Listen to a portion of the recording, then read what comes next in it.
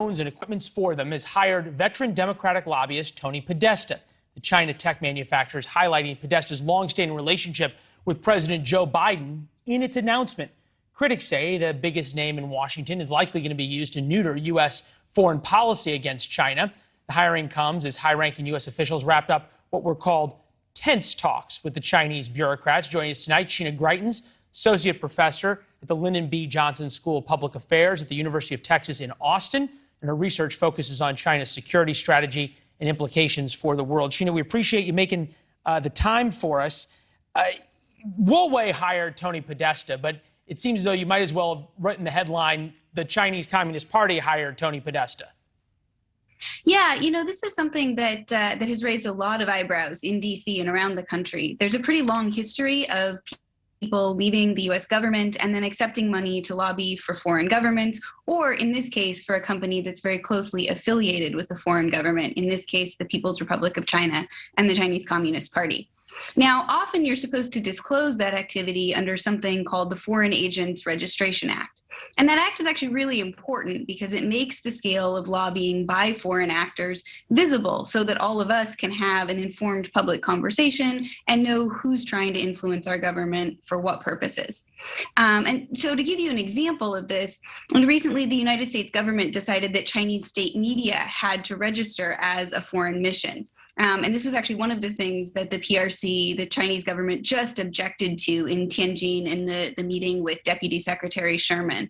And when they were finally required to register, it became obvious that China was spending not around $10 million, which was the previous estimate, but more like $65 million to try to influence and shape the views of American residents and American citizens. That's really important to know. Well, and probably a penny in terms of what else is going on by the Chinese.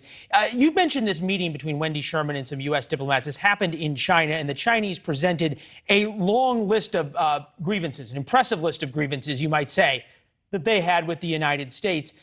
The Chinese are professionals at playing the victim, aren't they?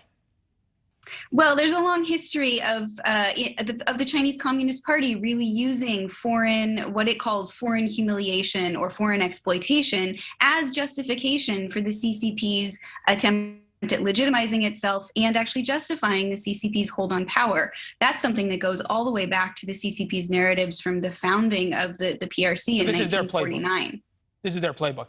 This caught our eye, and maybe this sort of sounds like exactly what you're talking about. But when NBC had the opening ceremonies and they put up the map of the individual countries, the map that they put up on NBC did not have Taiwan on it. In NBC, the headline we saw, Chinese government bewails NBC.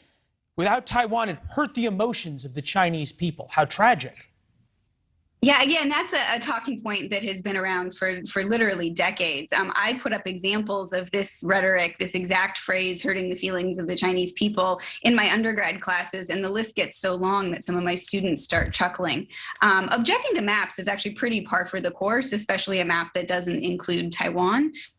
But the reality is in the Olympics that these are separate teams. How much of this, though, is sort of trying to desensitize us all to Taiwan as an independent country and as a democracy and as an ally? So if and when the Chinese invade Taiwan, that everybody kind of thinks, oh, well, it's part of China anyway.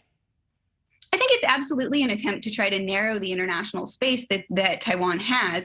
And it's really important. It's been important for the United States. It's been a priority to try to get Taiwan more ability to participate in international institutions, in international society and organizations. And that's because Taiwan has expertise and participation that really matters. So, for example, Taiwan being excluded from the International Civil Aviation Organization or the World Health Organization in the early days of the COVID-19 pandemic made literally no sense, right? It's a major air traffic site, the 10th largest airport in the world, I think, adjacent to the Chinese mainland at a time when flights going in and out of China are really important for understanding how the pandemic is spreading. So excluding Taiwan just made no practical sense.